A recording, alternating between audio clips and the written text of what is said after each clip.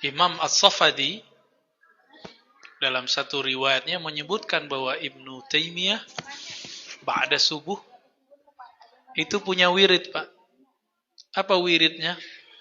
Baca surah Al-Fatihah. Dia ulang sampai berapa kali nggak terhitung.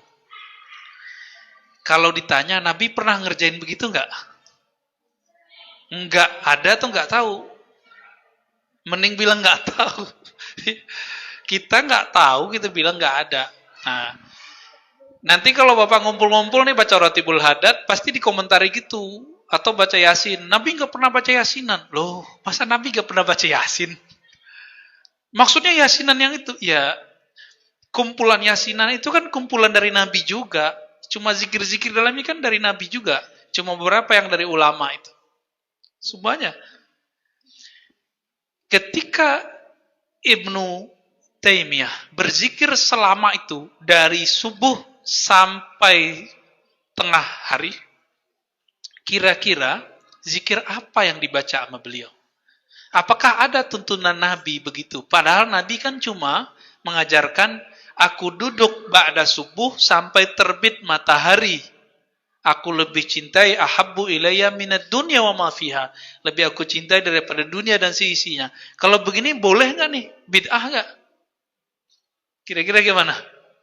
Ya enggak. Nah, maka inilah asar tasawuf, pengaruh tasawuf yang direkam oleh muridnya yaitu Ibnu Qayyim terhadap warisan gurunya Ibnu Taimiyah rahmatullah alaihi.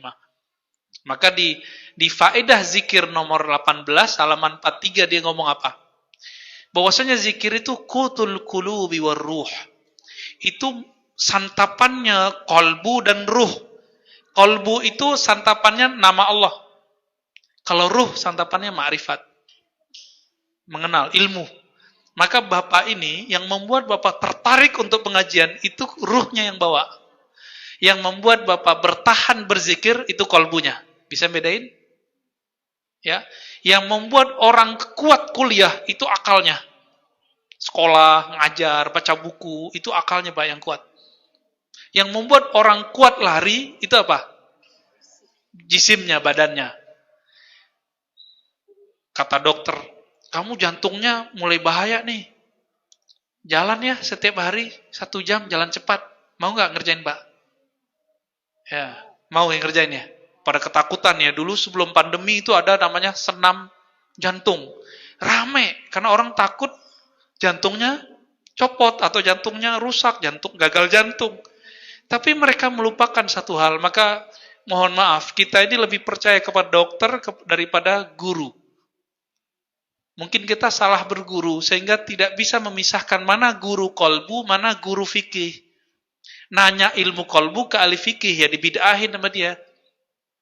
Dia nggak ngerti, kan ahli fikih nggak semuanya dia mengerti. Nanya tasawuf ke salafi, nyambung nggak? Ya nggak nyambung. Dibid'ahin, dizindikin sama dia. Tapi dia lupa bahwa dia telah membuat hal yang sama. Ya, seorang ustadz yang sama torikotnya dengan Ustadz Rusdi besok pagi, tanya Ustadz Rusdi, torikotnya apa Ustadz gitu ya. Nama torikotnya sama, nama dia juga sama begitu. Dia ini membid'ahkan zikir-zikir sufi, tarekat-tarekat sufi, menganggap zindik. Tapi dia menulis kumpulan hadis mengenai zikir yang sahih. Susunannya 1, 2, 3. Loh, ini kan Nabi gak pernah nyusun begitu. Dia susun sendiri. Diamalkan oleh muridnya. Jadi tarekat gak tuh? Jadi tarekat Pak. Namanya tarekat Jawaziyah. Ya. Qadiriyah Jawaziyah. Boleh nggak? Bagi kita mah boleh, nggak ada masalah. Kita nggak mengatakan ini bukan untuk mencaci Pak, karena tidak ada kamus kita belajar tasawuf mencaci orang, nggak ada.